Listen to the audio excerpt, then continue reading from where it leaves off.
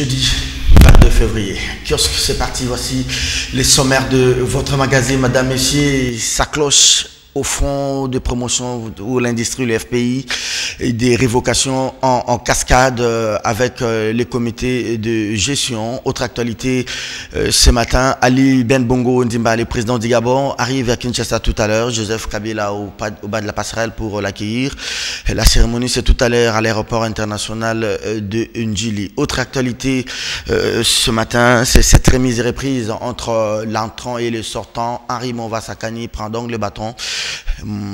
Chadari Emmanuel Ramazani quitte l'intérieur. On va revenir sur cette nomination du patron du PPRD et les péripéties de tout ce qui se passe au niveau du parti présidentiel. Les vaches de Kwango et de Kwilu, la décision est tombée, regroupement à Boukangalonzo. Vous avez suivi la délégation gouvernementale qui a fait les déplacements, tout comme les parlementaires de Kwilu et de Kwango, à leur tête le président de l'Assemblée, Obem Munaku Nzalandjoko. Merci à vous, chers téléspectateurs, vous qui regardez CCTV, c'est votre magazine Kiosque, sur ce plateau de consultants en termes économiques. Je les appelle ainsi parce qu'ils viennent décortiquer avec nous l'actualité économique.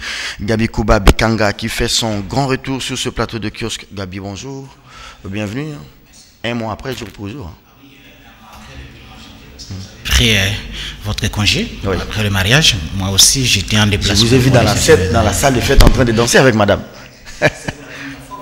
Vous ne saviez pas que je pouvais esquisser quelque part des danses. Oui, il fallait exprimer ma joie. Et quand on jouait la chanson Caligula?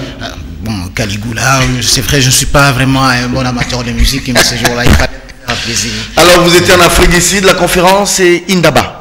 Oui, Indaba Mining 2018 qui a réuni plusieurs investisseurs. Vous savez que depuis l'année dernière, l'activité minière a repris avec l'envolée des cours des métaux sur les marchés internationaux, mais aussi la production qui a augmenté en République démocratique du Congo, malgré les problèmes que nous avons, malgré le désengagement de certaines entreprises, notamment les géants suisses Glencore ou encore le groupe d'Angetler qui ont connu des problèmes au Katanga, mais la production a augmenté, donc il y a plus ou moins des perspectives acceptable, mais maintenant les problèmes de gestion et les problèmes de gouvernance, ça c'est autre chose, c'est un autre débat, mais au moins sur le plan mondial, la RDC étant tributaire de ses exportations minières, donc il y a lieu de croire que quelque chose peut se passer. Ça n'aura pas d'incidence sur le budget?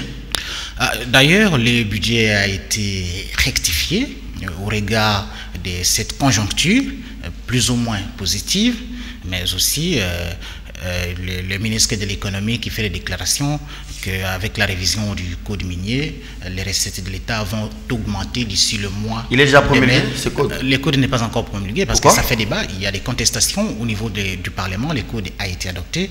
Maintenant, il faut que le président de la République le promulgue, mais les opérateurs miniers ne sont pas d'accord. Et on assiste d'ailleurs à une sorte de dédoublement au niveau de la Chambre des mines de la Fédération des entreprises du Congo, parce que lors des discussions tripartites entre le gouvernement, la société civile et les opérateurs miniers, certains opérateurs miniers qui faisaient membres de la Chambre des mines de la Fédération des entreprises du Congo avaient été presque dans une situation de duplicité. Tantôt, le matin, ils étaient avec la corporation des miniers, le soir, ils sont avec le gouvernement, et là, leur neutralité, leur prise de position pose problème. D'abord, le président de la Fédération des entreprises du Congo lui-même, Albert Youma, qui dirige une entreprise du portefeuille de l'État, ne fait pas l'unanimité parce qu'il soutient mordicus la révision du code minier, et il va encore plus loin, au-delà de la révision du code minier, il faut renégocier les partenariats entre la GECAMINE et les privés. Donc, il est contesté au niveau même de la Chambre des mines de la Fédération des entreprises du Congo. Et ça ne fait pas l'unanimité parce qu'il y a certains opérateurs qui sont régis par le code minier de 2002 ou encore celui qui sera promulgué et qui estime qu'il y a deux poids deux mesures parce qu'il y a des entreprises aussi régies sous le régime des conventions qui ne sont pas concernées par ces codes miniers. Donc il y a une sorte d'injustice. Eux subissent plus des pressions ou encore payent plus à l'État. Ils ont beaucoup, ils respectent plus des exigences que ceux que les entreprises régies par. Mais là où j'étais un peu déçu, c'est ce jeu de ping-pong entre le ministre lorsqu'on est à l'étranger, il faut oublier vos divergences. En tout cas, je suis désolé d'avoir constaté ces jeux entre le ministre des Mines et le président le PCA de la GECAMINE. Donc, on ne sait pas effectivement qui représentait la délégation de la RDC. S'il vous plaît. Oui? Le PCA de la GECAMINE, c'est comme Atundu à la SNEL. Ah oui. Mais comment il a aussi une prédominance sur les DG que quand il fallait inaugurer l'immeuble de la GECAMINE, c'est le PCA qui parle. Mais vous savez, même un simple... Est-ce que, attendez, vous connaissez les PCA de la SONAS? je les connais, mais il n'est pas visible. Alors, comment un PCA comme Albert Youma, il est aussi fort que tous les comités de gestion? Mais vous savez, il y a une lutte du clan présidentiel dans la gestion des affaires. Chacun veut prouver que c'est lui l'homme de confiance du chef. Et il y a aussi la lutte pour le leadership qui émerge lorsqu'on constitue une délégation de la République dans un forum comme celui-là. Ce n'est pas que Baswanaki, comme vous le dites, mais ce jeu-là, oui, ces jeux-là, non. Le ministre dit tous sont unanimes pour la révision du code minier, mais la manière de le dire. Tantôt, je constate que c'est Youma qui prend la parole pour dire autre chose, et c'est Martin Kabelulu qui les contredit. D'ailleurs, je cite le ministre, il dit, vous savez, ces messieurs-là, s'il y a des divergences au niveau de la Fédération des entreprises du Congo, au niveau de la Chambre des mines de la FEC, allez négocier ça au niveau de la FEC. D'abord, Youma est avec vous. Vous savez qu'il nous critique, même nous, les membres du gouvernement. Pourtant, il est à la tête d'une entreprise du portefeuille de l'État. Et Youma, qui dit autre chose, dit, bon, ça va. Tout cela, tout ce que le gouvernement dit, je ne suis pas d'accord avec. D'ailleurs, dans le passé, on a eu des problèmes. Partez. De toute façon, les opérateurs peuvent toujours revenir. Merci, le monde aura toujours besoin. Si je ne vous interromps pas, vous risquez de prendre toutes les minutes. N-Ressources lutte contre la fraude minière en RDC. Pascal Niembo verrouille l'enclos. C'est à lire à la ligne du jour du magazine N-Ressources, révision du code minier. Vous revenez sur ça. La RDC à la croisée des chemins. Gestion de la GECAMINE. Youma rétablit la vérité sur des rapports malveillants. N-Ressources, c'est ces numéros dans votre kiosque à journaux. Israël, bonjour. Beaucoup de choses à dire sur ces codes miniers, sur les divergences. Parfois, Albert Youma, qui se comporte d'abord comme patron d'une entreprise de portefeuille, parfois comme président de la FEC, il a du mal de partager d'abord son statut comme administrateur d'une entreprise et en même temps chef du patronat congolais. Oui. Est-ce qu'il y a incompatibilité dans les textes? Apparemment non. Mais parfois il y a des conflits d'intérêts parce qu'il est parfois tantôt acteur public, tantôt acteur privé. Voilà. Et donc, mais Youma est un personnage assez puissant. Puissant. Donc s'il y a une personne qui a su résister à Matata, c'est bien Youma. Donc quand Matata lui avait demandé de faire la transparence sur tous les contrats miniers publiés, il y a un contrat que Youma n'avait pas publié qui a fait capoter le PEG 2. PEG 2. Absolument. Et donc en 2012, si je ne m'abuse. Et donc Youma, c'est quand même quelqu'un de très important. Il est tellement important qu'il fait même de l'ombre à Kabouéloulou. Ça a profité au pays ou bien ça n'a pas profité au pays? Non, sur cette histoire, franchement, ça n'a pas profité au pays. Parce que la rupture du PEG, on n'a plus droit aux appuis budgétaires. Donc Youma n'est pas un bon élève. En tout cas, sur la question de la transparence, là, en tout cas, il a fauté. Il a mis le pays en grande difficulté, en grand danger. Donc, mais la question, c'est que Youma est un personnage central du secteur minier congolais. Il est tellement central parce qu'il est à la tête de la GECAMINE ou de ce qu'il en reste. Mais la GECAMINE et ce qu'il en reste a encore un portefeuille minier assez important avec les partenariats qu'il a noués avec plusieurs entreprises. Kabouéloulou a fait 11 ans, je crois, au ministère de Mines, record des longévités à la tête du ministère. Il devait être le patron contesté du secteur minier, mais il n'y arrive pas parce que Youma lui fait de l'ombre. Youma a fait cracher 200 millions de dollars à l'ex Freeport McMoran, Simon qu'aujourd'hui. Donc, Tenke Fungurume a payé 200 millions de dollars. Youma fait cracher cette somme-là, soi-disant pour respecter. Youma, jusque-là, Youma fait encore des misères à Tenke, parce que la nomination de Simon Toumarako comme DGA de Tenke Fungurume n'a pas encore été actée par le gouvernement. Donc il y a beaucoup de difficultés et parfois il y a des décisions que Youma prend et que les miniers vont s'en référer à Kaboueloulou et puis Kaboueloulou essaye de raisonner Youma qui le désavoue. Donc, il y a des tensions entre les deux personnalités. Mais les tensions, je suis d'accord. Au pays, oui. Comment aller exporter les conflits, déshabiller à l'étranger. Oui, mais le problème c'est que au Brickfest, bon, j'ai pas été cette fois-ci à Indaba, la messe minière où on se rencontre souvent avec Gabi, mais on m'a dit, les Gabi qui étaient là, qu'au Brickfest, parce que il y a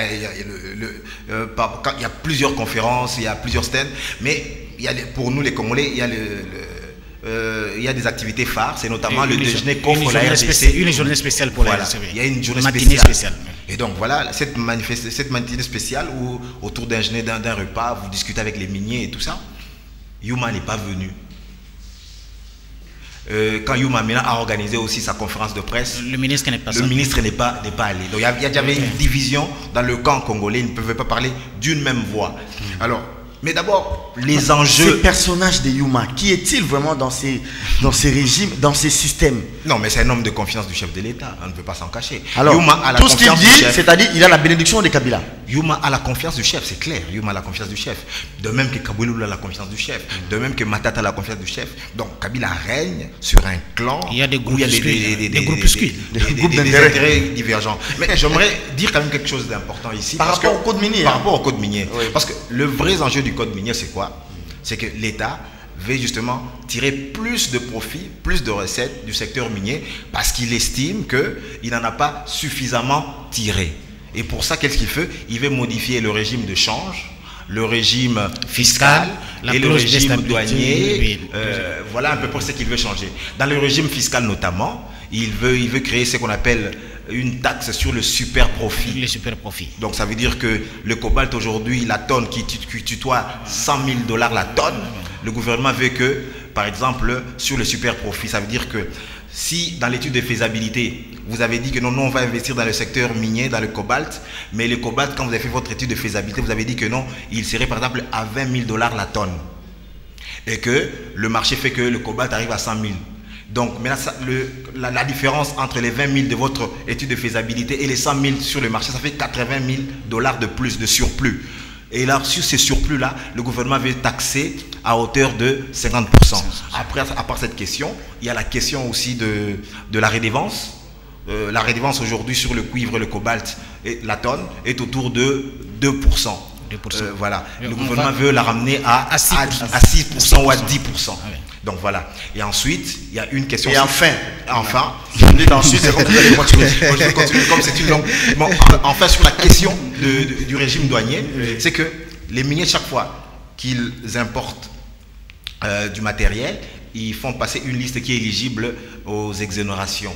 Alors, le gouvernement veut limiter les nombres de biens éligibles aux exonérations parce que c'est des manques à gagner. Et ensuite, la question aussi des amortissements. Donc, il faut faire des différences entre les amortissements qui entrent dans le cadre de l'investissement. Il ne faut pas qu'elles soient renouvelées à l'infini. Donc, il y a quand même des choses sensées. Tout ça repose sur le principe selon lequel les États ont la pleine souveraineté sur les ressources naturelles afin d'atteindre le bien-être social et économique de leur population. Mais cela ne doit pas se faire au détriment du climat des affaires. Donc il faut ménager l'investissement. Il faut se rappeler qu'on a connu un grand désinvestissement. Il a fallu que des capitaux frais viennent féconder le secteur minier pour qu'on ait cette reprise. Donc voilà à peu près les enjeux du code qui n'a pas encore été promulgué par le chef de l'État. Oui, mais sur ces codes, vous savez... Apparemment, c'est déjà un sujet de l'émission. Bon, oui, mais ça fait notre vie quotidienne. Les gens parlent plus de la politique. Mais vous savez que vous m'épatez quand vous parlez économie. Ça, c'est l'iniquine, ça, c'est l'iniquine. Ici, c'est l'IFASIC, mais vous m'épatez franchement. Mais la politique, elle doit se nourrir de l'économie. Oui. Et concernant toujours les codes miniers, trop politique. Oui, concernant ces codes miniers, vous parlez de ces jeux de ping-pong entre le ministre et le PCA. Israël l'a souligné. C'est-à-dire qu'avant l'arrivée de Kabila, il est arrivé le lundi le 5, le jour de l'ouverture officielle d'Indaba. Youma était déjà intervenu. Et il avait déjà soulevé un tollé. Donc, sur ces points-là, il a poignardé Kabouélou par le dos. Les jours suivants, les opérateurs miniers ont organisé également une rencontre secrète avec le ministre des Mines, qui a isolé à son tour le PCA de la GECAMINE. Et alors, il a donné... Ça, c'est quel pays, ça? Il a donné des réponses aux opérateurs miniers. Il dit, mais si vous étiez en désaccord avec les codes miniers, vous n'avez qu'à saisir la Cour constitutionnelle. Donc, pour interpréter la loi. Et le matin, le jour suivant, c'est la matinée de la RDC, et Kabouélou connaissant déjà ce que Yuma avait déjà fait les jours passés, alors dans la salle, il posait même la question, est-ce que le président de la FEC, Albert Yuma, est là? Tout en sachant que Yuma ne devrait pas être là. Ça fait pas sérieux d'un pays quand même. Ça fait pas sérieux. C'est vraiment déplorable pour ce qui est arrivé. Je crois qu'il faut... ça donne raison à Moussé, il parle des médiocres. Quand bien même que vous voulez réviser les codes pour que l'État gagne, personne ne s'oppose. Mais si les divergences internes existe entre vous-même, comment vous allez faire cause commune pour gagner face aux investisseurs? Les gens peuvent se vanter que nous avons un sous-sol riche, nous avons des cobalt, nous avons des cuivre. Mais regardez l'exemple de la révisitation des contrats miniers. Les Canadiens ont traversé en Zambie. Les titres, les contrats ont été résiliés. Est-ce que la République a plus gagné avec la révisitation des contrats miniers qu'à l'époque où les Canadiens étaient présents au Congo? Même les opérateurs miniers ne s'opposent pas à la révision du code minier. Ils sont d'accord. Mais mettez-vous d'accord sur ce qui vous divise pour marcher ensemble. Vous pouvez être un État prospère. Mais s'il n'y a pas des gens qui apportent la technologie, s'ils n'apportent pas des capitaux frais, alors vous ferez quoi? Aujourd'hui, si vous allez au cadastre minier, les géologues vous diront que la province du Congo central a la même structure géologique que l'ex-province du Katanga. Mais tant que les capitaux frais ne sont pas encore là, les gens qui viennent, qui exploitent ces minerais ne sont pas là. Qu'est-ce que vous faites du cuivre et du Bas-Congo? Moi, j'ai vu Ambroise Mbaka, paix à son âme, qui fabriquait des cathodes avec les cuivres exploités artisanalement au Bas-Congo. Ça rapporte quoi à l'État? Mais il faut gagner, il faut que l'État gagne. Je vous donne un seul exemple. La province du Nord Kivu, l'exercice budgétaire 2017, rien que le secteur minier a rapporté au gouvernement provincial du Nord Kivu 35 millions de dollars américains.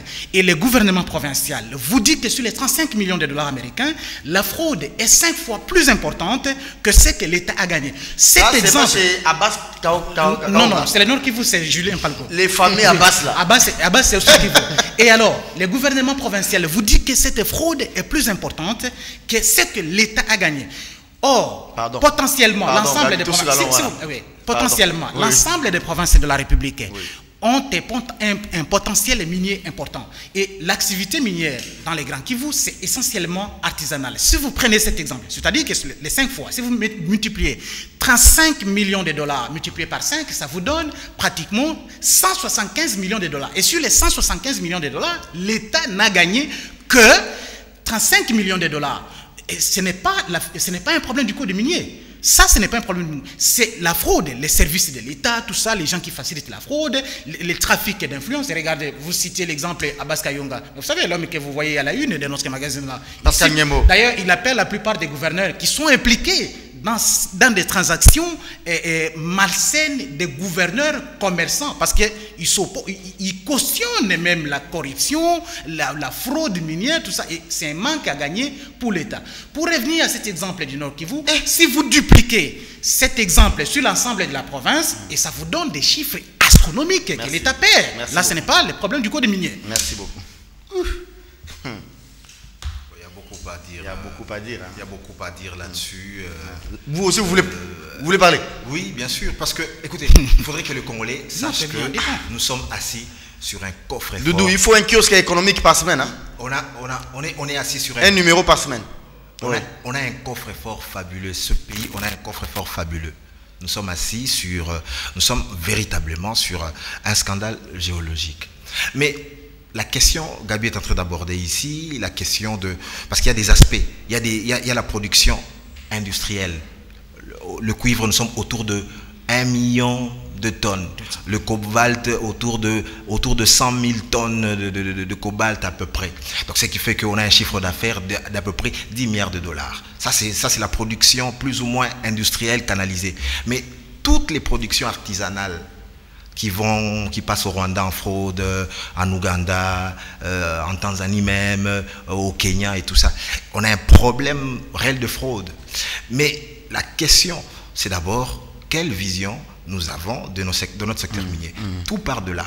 Tout part du fait que tant qu'on va exporter de minerais bruts ou faiblement à faible valeur ajoutée, on ne va pas s'en sortir.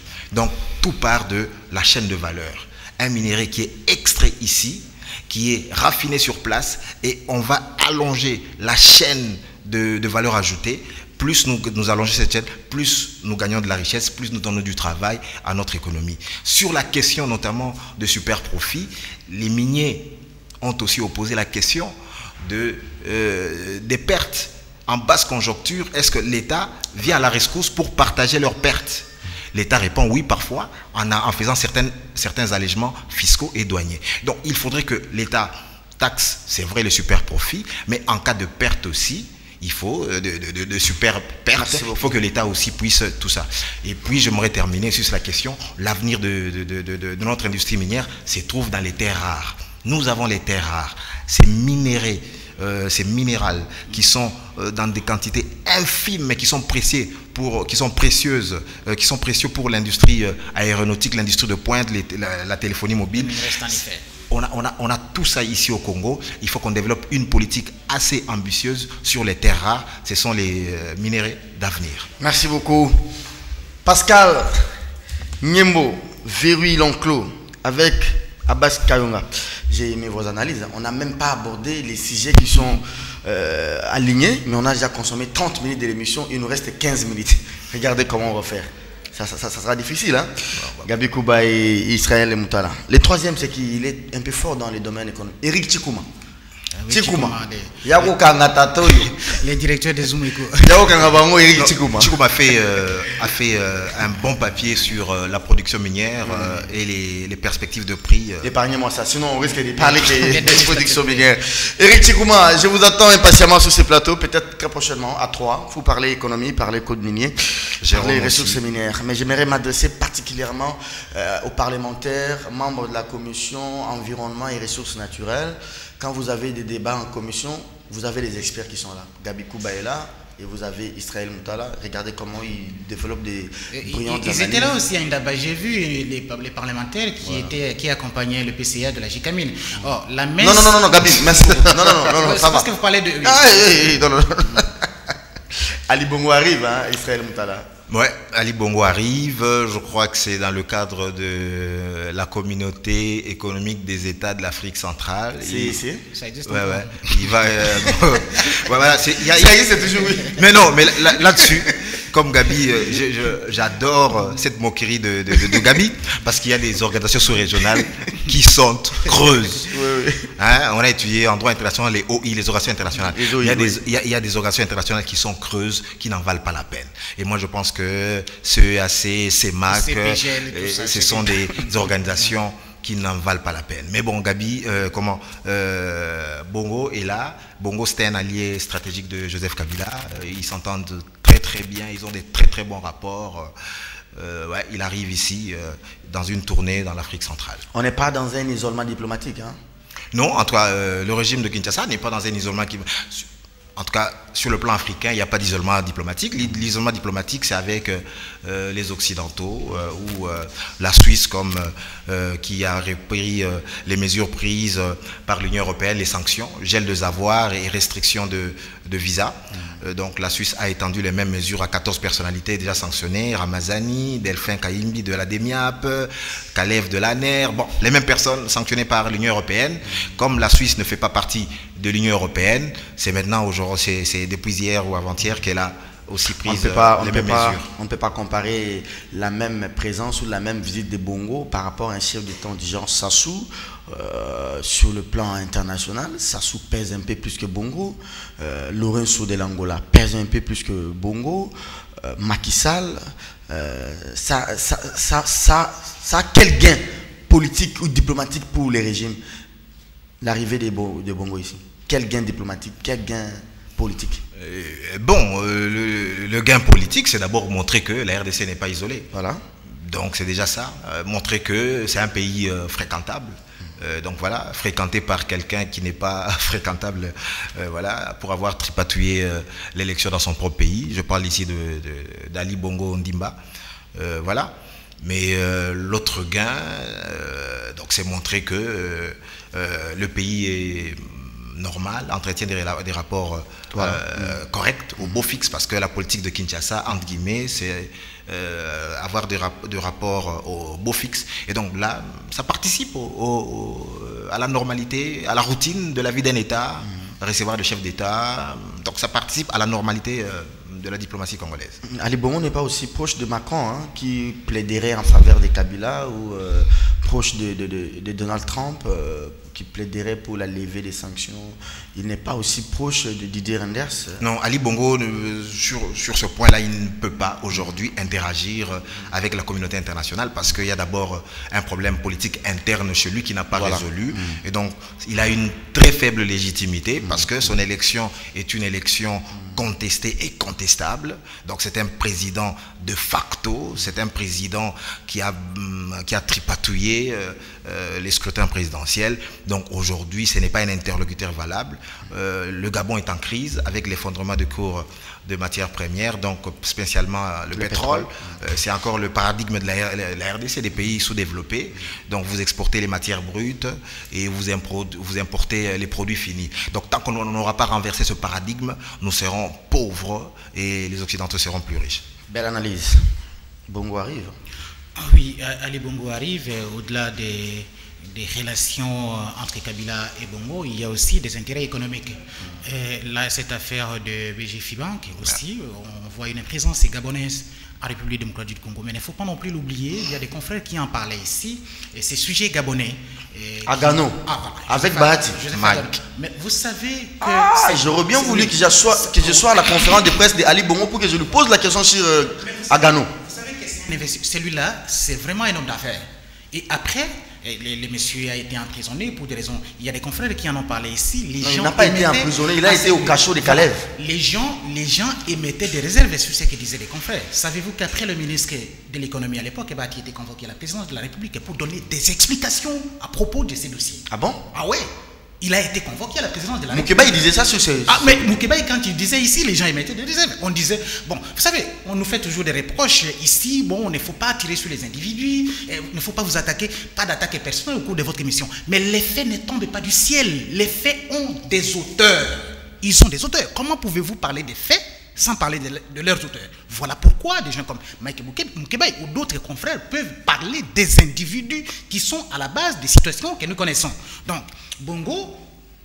Donc, Bahati a été convoqué à la présidence de la République. Oui, mais il a été convoqué à la présidence. Et quelle est la suite? On attend maintenant la suite.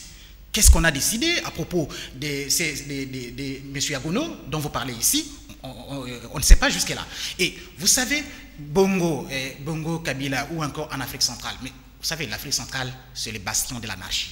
Oh. Faut pas, oui, mais faut pas. Il y a une sorte, je reprends l'expression des anthropologues et des ethnologues, il y a une sorte d'éthologie, c'est-à-dire une solidarité entre les dirigeants que nous avons. Il y a une sorte de solidarité entre les dirigeants que nous avons en Afrique centrale. Dis-moi, quel est l'État le plus démocratique de l'Afrique centrale? Congo-Brazzaville. Congo-Brazzaville? Ah bah bon, vous savez de quoi vous parlez. C'est-à-dire ça n'existe pas. Donc, comme ça n'existe pas, les loups ne peuvent pas se manger entre eux. Donc, cette affaire-là, il ne faut pas parler de la communauté. D'abord, je me pose même la question, l'existence des communautés économiques des États de l'Afrique centrale. Mais pour faire quoi? On voit tout simplement des messes à la cité de l'OIA, à Libreville, les consorts, les gens... On nous avait promis d'abord à l'époque Tibanda, ici nous réunissait à la cité de l'OIA à l'époque et parlait du visa unique. Jusque-là, je l'attends, hein, ça fait des années, presque 10 ans. Il n'y en a pas. On nous a parlé d'aller... C'était un projet ou une promesse? Voilà. Par exemple, Bongo lui-même, il a été investi ici à la cité de l'OIA en 2009. J'étais là, j'avais couvert ces sommets. Il n'y a rien aujourd'hui. La CEMAC, l'existence de la CEMAC, vous en tant que citoyen de l'Afrique centrale, qu'est-ce que vous pouvez tirer aujourd'hui comme bienfait? Donc il est venu en pèlerinage, en tourisme. La CPGL, par exemple. Ou encore les États des Grands Lacs. Je peux reprendre même l'expression d'un professeur d'université qui disait les lacs appartiennent à la RDC. Est-ce que vous avez un lac au Rwanda? Avez-vous un lac au Burundi? C'est vrai, il y a un débat sur ça. Quelle est l'importance de telles organisations lorsqu'aucun problème qui concerne le pays n'est pas résolu? Autre question, Gabi Kouba. Le contexte de cette arrivée de Ali Ben Bongo, je ne sais pas s'il est venu en tourisme, il est venu faire quoi. D'abord, c'est la Troïka qui a eu lieu ici à Kinshasa. Après celle de Congo-Brazzaville au mois d'octobre ou novembre, je ne sais pas si ma mémoire est bonne. Joao arrive, Sassou arrive. Après cela, c'est le président de la République qui se déplace pour la Zambie. Il voit son homologue. Il semble que ça n'a pas bien marché avec son homologue. Il prend le véhicule pour aller voir Kenneth Kaunda. Il connaît un accident là-bas. Il rentre. On voit le président zambien qui se déplace pour venir au Rwanda. Je ne sais pas moi, pour faire rapport à Kagame ou bien pour, je ne sais pas. Mais pendant ce temps, c'est Bongo qui arrive. C'est va-et-vient, tous ces mouvements-là. Et pendant ce temps, vous avez un mouvement d'instabilité dans l'Est du pays avec le Rwanda. Et tous ces déplacements-là, oui. Qu'est-ce que ça cache ou bien qu'est-ce que ça traduit, ces déplacements? Chacun veut jouer sa partition. La RDC n'est pas dans une situation d'isolement diplomatique. Pourquoi? Parce que pour Bongo, avoir un allié comme Joseph Kabila, c'est important pour lui. Si Sassou, avec le Congo-Brazzaville, estime qu'avoir un allié comme Joseph Kabila au Congo, il a tout intérêt à soutenir le régime. Si Kabila estime qu'il est dans une situation inconfortable à l'intérieur du pays aujourd'hui et qu'il peut nouer des alliances avec tel ou tel qui peut lui apporter sa caution pour son régime, Kabila en Zambie, je ne sais pas, c'est là où Moïse Katumbi fait ses affaires. Il semble qu'il serait passé par la Zambie pour se faire enrôler. Et pendant ce temps, John Chibangu a été arrêté en Zambie avec 3 passeports. Est-ce qu'on ne risque pas de dire non, Kabila aurait grondé son homologue zambien pour lui dire comment tu hébergeais un monsieur ici, en même temps Katumbi fait ses affaires en Zambie? Est-ce que... Tout cela n'est pas à exclure. Et tout est possible. Katumbi, on sait, c'est au-delà de sa carrière politique, c'est un homme d'affaires. Et pour le régime de Kinshasa, Katumbi, c'est un adversaire redoutable aujourd'hui. Comme il est redoutable, avec tout ce qu'il peut avoir comme argent, et s'il faut aller couper ses racines, là où il peut avoir des affaires, mais cette option n'est pas à exclure. Donc le régime de Kinshasa peut toujours jouer cette carte. Très bien. A démenti qu'il ne s'était pas agi... il ne s'était pas agi de Katumbi dans cette réunion de Lusaka, non. Et que voilà, les engagements de la SADC sont clairs, voilà. Et donc la Zambie fait partie de la SADC.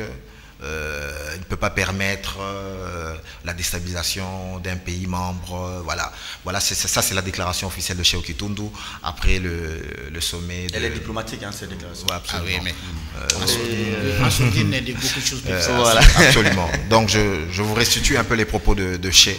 Absolument. Très bien. Là-dessus. On peut parler remise et reprise, Chadari? Remise et reprise au ministère de l'Intérieur. Bon, oui. Est-ce qu'on fait du neuf avec du vieux? C'est possible. C'est-à-dire quoi? Qu'est-ce que vous voulez dire? Bon, mais je ne vois pas quel est le changement que Mova peut apporter au ministère de l'Intérieur. Il peut amener les Inyamborakure, les gens qui portent les bérets rouges, les Ubuntu.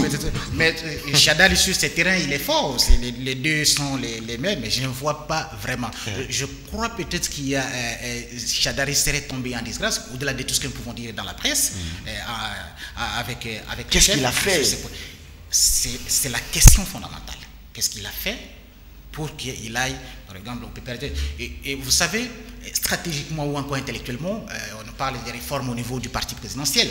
Mais Chadari n'est pas mieux placé que Mova pour mener une réforme au niveau d'un parti politique comme le PPRD. Il semble que c'est les stratèges en termes d'élection au sein du PPRD. En termes d'élection, Mova aussi peut faire ce travail. Les stratèges, mais vous savez, chez nous, vous avez fait des génies, mais ce sont des génies du mal. Oh. Oui. Ce sont des génies du mal. Aujourd'hui, on peut saluer Mova, tout ça, mais combien de professeurs sont passés par le ministère de l'Intérieur? Qu'est-ce qui a changé? Le ministère de l'Intérieur n'est pas un îlot dans un système politique. Donc, c'est l'ensemble. Et je ne vois pas la nouveauté. Je ne vois pas en tout cas la nouveauté. Sur ce point, remise et reprise. Il y avait vraiment un besoin. On veut donner un coup de pouce à l'intérieur ou bien vous donner un coup de pouce? Non, les besoins... Oui. Regardez, Gabi Kouba. Oui. Les faits sont sacrés. Les faits aussi, c'est que Maître Mbouyou vient d'être nommé. Oui. En même temps, on fait partir Chadari. Mova qui entre. Qu'est-ce que Kabila prépare? C'est la question que nous devons poser au président de la République. Et qu'est-ce qu'il prépare? Parce que toutes ces nominations. D'abord, Mbouyou, ce n'est pas une nouvelle nomination, c'est juste un retour. C'est une régularisation. C'est juste un retour parce qu'il a été longtemps, mais pendant un certain moment, il était au garage quand même. Maintenant, on a dit sa messe hier chez les catholiques, à Notre-Dame. Ah oui, c'est un fervent chrétien catholique. C'est quelqu'un qui a... C'est un laïc aussi. C'est quelqu'un qui a des rapports. Un laïc. J'étais à la messe hier, j'ai passé, j'ai vu Maître Mbouyou. J'ai dit, ah, lui aussi vient prier avec nous. Oui, Mbouyou est rentré à la présidence de la République, Chadari quitte le gouvernement, Mova qui entre. Qu'est-ce que Kabila prépare? Papi Tamba aussi qui est annoncé au développement rural, semble-t-il. Ah bon, je ne sais pas qu'est-ce qu'il va faire au développement. D'abord, le développement urbain n'existait pas. Où est-ce que le développement rural, ça sera où? Le développement urbain. Chez vous, vous avez juré de ne plus visiter votre famille au quartier sans fil avec votre Jeep. Voilà le développement. J'ai failli mourir. Qu'est-ce que Kabila prépare? Est-ce qu'il prépare sa survie politique au-delà de la situation actuelle qu'il travaille? Il a besoin des autres qui peuvent lui porter un plus, ou bien c'est pour l'intérêt national. Je doute fort de ce que ces individus peuvent faire pour la nation actuellement à la fin à la fin d'un cycle politique qui a connu 2 mandats par rapport à ce qu'ils peuvent apporter à leur système. Premier baptême de feu, c'est le 25, hein? On verra Mova à l'œuvre. Absolument, il y a plusieurs défis. Lui n'est pas encore sanctionné, hein? Non, Mova n'est pas concerné par les sanctions. Mais on semble que quand on arrive là, on est déjà à la chambre des sanctions. Absolument. Les gels des avoirs. Non, mais d'abord, il faut saluer la nomination de Maître Mbouyou comme conseiller spécial chef d'État en matière de sécurité. Donc, pour ceux qui le connaissent un tout petit peu, c'est quelqu'un de modéré, de tempéré. C'est pas un vent en guerre. C'est un chrétien. C'est pas un extrémiste. Donc, quand même, il faut saluer ça. Et donc, je mets aussi sur la balance Pierre Lumbi je mets en relation la nomination de Mbouyou et celle de Mova. Donc, c'est une restructuration de l'appareil sécuritaire. Je pense que Kabila... je ne pense pas que Chadari, contrairement à Gabi, a été désavoué. Je pense que Chadari va aller s'occuper du parti. Il serait plus à l'aise et plus utile à son camp politique, à sa famille politique, à ce poste-là. Et donc, aujourd'hui, je pense que Kabila est en train de faire une restructuration de l'appareil sécuritaire. Pourquoi?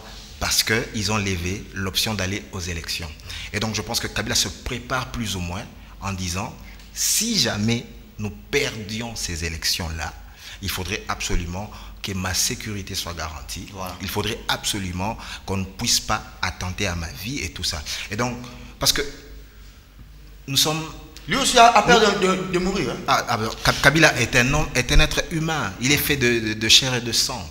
Voilà pourquoi j'ai toujours demandé aux opposants de ménager une porte de sortie à Kabila, d'avoir un discours. La décrispation, ce n'est pas que du côté de Kabila. La décrispation, c'est aussi... Les opposants aussi doivent décrisper Kabila. Absolument, ils doivent décrisper Kabila. Ah non, je suis sérieux. Ils doivent décrisper Kabila. Je suis d'accord aussi. Donc, il faut une amnistie pour Kabila, pas seulement pour sécurité physique et les biens pour lui et pour le sien. Je vous rappelle qu'il s'agira là, l'enjeu est de taille. La première alternance pacifique, démocratique. Donc, ne commettons pas l'erreur des frères musulmans en Égypte. Voilà. Ça veut dire que vous prenez le pouvoir aujourd'hui, mais les structures du pouvoir, vous ne les contrôlez pas tout de suite. Donc, vous battez la majorité présidentielle le 23 décembre 2018. Mais vous avez des tangos forts. Mais vous avez encore toute et la... des destins absolument. Ça, c'est absolument. Mais là, il faut concrétiser. C'est les bras armés du PPRD. Absolument. Kabila va faire maintenant, depuis 2017, il est... mais pourquoi ces gens-là se considèrent comme les bras armés du PPRD pendant qu'ils sont là pour la République? Ça va faire 20 ans qu'ils sont au pouvoir, 17 ans plein que Kabila est au pouvoir. Et donc, ce n'est pas avec un coup de baguette magique dans l'urne comme ça que le pouvoir change de camp. Non. Nous avons des structures démocratique fragile, nous avons un pouvoir personnalisé et il faut un temps pour qu'il y ait une mutation. C'est comme les Nzimbi. Les Nzimbi pensaient qu'ils étaient les militaires du MPR. Absolument. Alors, c'est ça le problème. Alors, il faut avoir toute l'intelligence pour aller en douceur. Okay. Donc, Kabila a besoin aussi de la décrispation. Donc, il faut que les discours vont en guerre. Pour les décrisper. Pourquoi il redoute, comme l'a dit Gabi, Katumbi, et redoute? Parce que Kabila sait que peut-être que le mal qu'il a fait à Katumbi, et que si Katumbi prend le pouvoir et tout ça, ça sera la guerre totale, il va démanteler son empire économique, ça sera terrible. Et donc, mais Kabila redoute moins Vital Kamerhe, Kabila redoute moins Félix Tshisekedi, avec qui ils n'ont jamais vraiment... Kabila redoute moins un Adolphe Mouzitou, Kabila redoute moins même Martin Fayoulou, grosse gueule, Kabila redoute moins... comment dirais-je, Freddy Matungulu et qu'est-ce que c'est encore. Mais pour Katumbi, c'est la ligne rouge. Voilà pourquoi est-ce que quand il dit qu'on peut même décrisper après 2018, après les élections, et donc c'est une décrispation intuit tout personné. Donc là, alors je restais dans votre phrase, dans vos analyses. Mais là justement, oui. je termine pour dire que Mova vient. C'est quelqu'un parmi les proches du chef de l'État. Ce sont des gens... Parmi les classiques. Absolument, ce sont des gens... voilà. Maintenant, il est ministre de l'Intérieur, du Premier ministre de je ne sais quel bord. Donc, voilà. Mais, voilà. Absolument. mais sur cette question, Mova, Tibala aura très peu d'autorité sur Mova. Mova, c'est parmi les hommes de confiance du chef de l'État. Mais, comme je le disais tantôt, les défis marchent du 25 déjà. On va voir rupture ou continuité. Va-t-il aller dans la répression sanglante? Et puis si on lui donne l'argent pour des policiers, qui donne ça aux policiers? Non, d'abord la question des policiers. S'il y a des carburants pour les policiers, il faut donner. Moi j'ai vu des policiers ici, des agents de l'ordre. Après la manip, je m'étais marié le 20 et le 21, il y a eu une manifestation. J'ai quitté la chambre d'hôtel là où j'étais à Hôtel Léon, j'ai fait pas la pub. J'ai rentré, je vois des policiers, on va lire. J'ai dit mais c'est quoi ça? Non, Chadari. S'il y a de l'argent pour les policiers ou les militaires, il faut donner aux policiers. Mova. Donc, il y a cette question. Il y a la question de l'insécurité en Ituri. Les partis politiques aussi. Il y a la question du dédoublement parce que, comme je l'ai écrit dans un papier, la liste définitive de partis politiques doit être acheminée à la CENI au plus tard au mois de mars. Pourquoi ça traîne? Au mois de mars, c'est ça le deadline de la CENI pour avoir la liste, parce que c'est en fonction de cette liste-là que la CENI va faire les logos, le sigle et tout ça. Et donc cette liste-là doit émaner du ministère de l'Intérieur. Donc il y a urgence que la question du dédoublement des partis politiques trouve une solution parce que le mois de février touche à sa fin. Bitakoura a même demandé qu'on dédouble l'église catholique, qu'on ait une église catholique de l'opposition et de la majorité. Bon, Mbouy qui a prié chez nous hier à Notre-Dame. Non, mais qu'ils aillent chez les orthodoxes. Non, ça n'arrivera pas. Vous voyez quand même que... Bitakoura qui a demandé ça. On dédouble l'église catholique. Ça n'arrivera pas. Vous avez vu quand même qu'il y a un changement radical. Même les dirigeants ecclésiastiques ont changé de langage. Les musulmans, j'ai vu leur représentant légal. Bukundo aussi, qui m'a surpris par sa déclaration. Les musulmans aussi. Donc, l'église catholique. Vous voyez quand même qu'il y a une conjonction de facteurs qui font qu'il y a une prise de conscience collective que le pays, on a atteint le fond sur le plan moral. Et que si on n'a pas de repères moraux forts, on ne va pas se développer. Merci beaucoup Israël. Je retiens que Mova n'est pas du tout aussi sacrifié ou soit humilié. Non, parce que déjà dans son chantier de Lingwala Mouchi, il y avait déjà des grognes de comment? Non, Chadari, non. Il ne faut pas gronder là-bas. Non, je crois que Chadari n'a pas été. Le chantier n'est pas aussi fermé. Parce que le problème, c'est que le chantier va se poursuivre. On verra peut-être qu'il est pressenti comme secrétaire permanent du PPRD, parce que le PPRD s'est restructuré là aussi, avec un président, un vice-président et un secrétaire permanent. Donc il occupera l'un de ces trois postes à ce que se murmure. Merci beaucoup.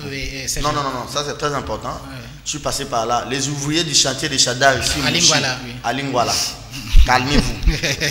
Il n'est pas humilié. Continuez. Les travaux vont se poursuivre. Le chantier ne va pas s'arrêter. Il a épargné même si les avoirs sont gelés ailleurs. Oui, lui il a bien fait quand même. Il y a des banques au niveau national. Mais revenons sur cette affaire de... C'est des parcelles réunies. Restructuration des services de sécurité par le président Joseph Kabila. Un peu pour être à l'abri au cas où il quittait les postes. Israël parle de la décrispation mutuelle, que ce soit du côté de l'opposition. Mais je crois que l'opposition doit décrisper aussi Kabila. Oui, des garanties. Vous savez, un président de la République qui a bien géré un pays n'a pas de conditions à poser lorsqu'il faut quitter le pouvoir. Vous n'avez qu'à voir l'exemple de Jaka Kikwete. Kenneth Kaunda et les autres. Je suis d'accord. Mais les choses ne se sont pas passées. Je suis d'accord. Ne faisons pas. C'est ça, c'est dangereux. Ne faisons pas de l'angélisme. Nous connaissons nos faiblesses ici. S'il vous plaît, c'est ce que je dis. C'est ça le danger. Ne faisons pas de l'angélisme. Nous connaissons les réalités de notre pays. Ne faisons pas de l'angélisme. On n'a pas encore cette maturité là pour dire que quelqu'un qui n'a rien à se reprocher, la justice est indépendante, elle peut lancer des enquêtes. S'il vous plaît, vous allez faire en sorte que les chefs de l'État se cabrent au pouvoir et vous allez... ça fait 20 ans que nous avons connu les changements avec la chute du maréchal Mobutu. Et je peux dire que c'est lui qui va prendre le pouvoir. Après, Kabila risque d'avoir plus de problèmes que Kabila lui-même. Pourquoi? Parce qu'il va marcher sur des épines dans un terrain pratiquement complètement miné. Alors, la vraie décrispation aurait été très importante de la part de ceux qui gèrent pour que les gens ne viennent pas marcher sur des épines après. Parce que quand vous avez bien géré, vous n'avez rien à vous reprocher, vous pouvez vous promener dans les rues de Kinshasa, à Machu Picchu, à Lubumbashi, à Kamalondo, un peu partout, aller prendre votre bien. Mais quand vous demandez des garanties après avoir quitté le pouvoir, c'est-à-dire... Madame, Monsieur, l'émission est terminée. Je vous donne à chacun une minute. Une minute, c'est que j'aimerais redire encore une fois que je le redis, j'assume, je suis favorable à la machine à voter. Et c'est un âme et conscience. Tergiversons pas, allons aux élections. Et vous avez vu maintenant que la position de l'Église catholique a changé. Elle demande maintenant que des experts... La certification. Donc on fait un pas dans la... Mais je vous pose une question. Ils sont constructifs. Non, si les experts là arrivent et qu'ils arrivent à dire que cette machine-là n'est pas bonne. Absolument. Alors là, justement, on en tire toutes les conséquences, on abandonne. Voilà. Mais l'Église a fait une brèche. L'Église a fait une brèche. Soyons constructifs, pas de rejet systématique. Tout comme j'avais assumé sur ce plateau, parmi les premiers assumés, le seuil électoral. C'était un projet présenté par la majorité présidentielle que j'avais soutenu. Et je vous dis, j'avais soutenu ce projet. Donc, il faut assumer, il faut être un homme de conviction. Ce n'est pas parce qu'un projet est présenté par la majorité qu'il est forcément mauvais. Voilà. Donc, moi je dis, aujourd'hui, ne tergiversons pas, allons aux élections. Et les évêques vous en rejoignent. Absolument. Et j'aimerais aujourd'hui que l'opposition aussi puisse exiger justement que des experts internationaux désignés par eux ou tout ça puissent venir certifier les logiciels qu'on mettra dans la machine à voter et qu'on avance. Merci beaucoup. Les FPI, ça bouge, hein? Ah oui, au FPI, ça bouge parce qu'il y a un mémorandum des agents les agents ont adressé un mémorandum au Premier ministre et aux autorités du pays à propos de la gestion, parce que l'actuel comité dirigé par Kitebi aurait procédé au licenciement. Mais les licenciements, maintenant, Kitebi dit qu'il y a des gens qui ne répondaient pas aux critères, ils avaient peut-être le diplôme d'État, mais ils étaient payés comme des licenciés et consorts. Mais lui aussi a recruté des gens au grade de directeur. Là aussi, les agents qui contestaient sa démarche disent qu'il est venu avec ses amis qui étaient les anciens de la Soufidé et qui sont aujourd'hui là. Il a créé presque une structure parallèle, une nouvelle direction au sein du FPI. Donc ça constitue aussi un dédoublement. Donc le dédoublement, c'est partout, même dans les entreprises de l'État, on peut créer aussi une structure. Merci beaucoup. Par rapport au texte. Mais je voudrais dire un élément. Je voudrais ajouter un élément en ce qui concerne la marche du dimanche. Du 25. Premier test. On dit, bon, le chef de l'État veut donner un visage plus humain à l'appareil sécuritaire. Mbouyou, personnellement, c'est quelqu'un qui a de bonnes relations avec moi. Il m'appelle toujours Gabriel. Donc, nous l'attendons au tournant. Et Mova, qui arrive au ministère de l'Intérieur, mais regardez un peu là où ça va poser des problèmes. Les jeunes du PPRD qui soutiennent le chef de l'État, qui soutiennent les amis de Mova, le processus électoral aussi, les amis de Mova, et les de Mova, ils disent qu'ils vont aussi organiser leur compte marche le samedi. Et le point de chute, c'est où? C'est dans toutes les paroisses catholiques. Donc pourquoi ne pas organiser par exemple la décrispation c'est du bluff ça. Pourquoi ne pas organiser par exemple leur marche avant ou après? Parce que ça ne change rien. Les catholiques vont organiser la marche le dimanche, le 25, ce n'est pas pour prendre le pouvoir. Et aussi pour soutenir le pouvoir, ils peuvent organiser leur marche le 26 ou le dimanche prochain. Merci beaucoup. Il y a une plainte contre le général Kassourou.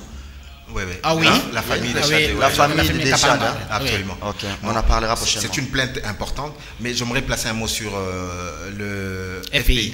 FPI et les entreprises publiques, il y a un problème. Il y a pléthore des agents. Les conventions collectives ne sont plus adaptées aux défis des entreprises, des enjeux économiques de l'heure.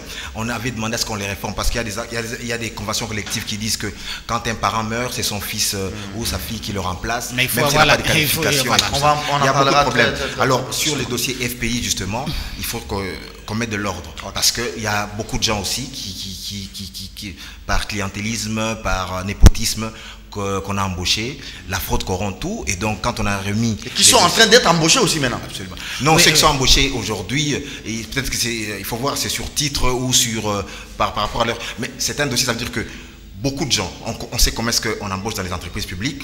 Il y avait d'abord une circulaire de Matata. Matata à l'époque qui interdisait. Il fallait respecter une procédure. Mumba.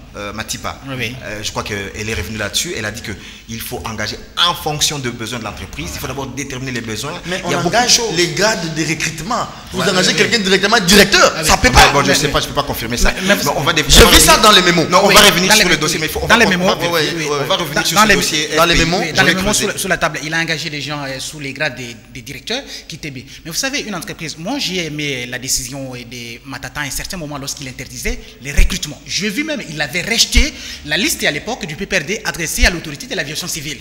Pourquoi? Parce que les partis politiques, aujourd'hui, les nominations se font comme dans toutes les entreprises publiques. Et si vous allez avec votre diplôme de l'IFESIC, je ne sais pas si vous êtes docteur aujourd'hui, bon, vous ne l'êtes pas encore. Si vous avez votre thèse de doctorat et que vous allez vous présenter dans le journal, on va vous dire qu'on n'engage pas. Mais vous allez voir, kiosquiologie. Mais vous allez voir qu'on continue à engager. Pourquoi on engage? Parce que c'est lui qui arrive. Il est nommé sur une liste des partis politiques et il lui fait donner le job. Donc comme Mova arrive là, il va s'amener avec les Yannick Tissola, il va amener avec ses amis. Même au cabinet de Mova là, les structures du ministère de l'Intérieur ou encore les directions, parce qu'il y a plusieurs structures au ministère de l'Intérieur. Vous allez voir qu'on va placer des gens. Mais pourquoi l'État doit engager? L'État doit engager en fonction des besoins. L'État doit engager pour répondre aux préoccupations de la nation. L'État doit engager et avoir également des moyens pour payer. Madame, Monsieur, l'émission est terminée. C'était le débat. 7 ans NU ou encore non payé. Mais comment quelqu'un peut faire? Bongo a fait le concours pour les 1000 jeunes. C'est là que les partis politiques doivent dire jeunes, envoyez vos jeunes, envoyez vos CV là-bas, soyez compétitifs. Merci. Vous avez même un programme pour l'emploi des jeunes. Je ne sais pas ça donne quel résultat. Proyen. Merci beaucoup. Franchement, j'ai aimé les débats aujourd'hui. C'était plus économique. Le kiosque de jeudi, trop économique. Merci à Israël pour ces belles analyses. Vous allez rentrer à la maison ou bien vous allez au bureau? Non, on ne rentre pas à la maison. Au bureau. Est-ce que dans cette ville, les gens travaillent encore? Oui, mais nous continuons à travailler. Allez à l'OCC, les gens sont dehors là. Ils commandent les matchs de Merci beaucoup à Israël. Vous allez saluer notre tendre Gloria. Merci. Merci aussi à vous, Gabi. Vous allez saluer mon ami Gomez. Oui, c'est sa soeur qui fêtait son anniversaire hier. Ok. Merci beaucoup. 9h30 demain, Daniel Safou Bouchemouni et John Lungila.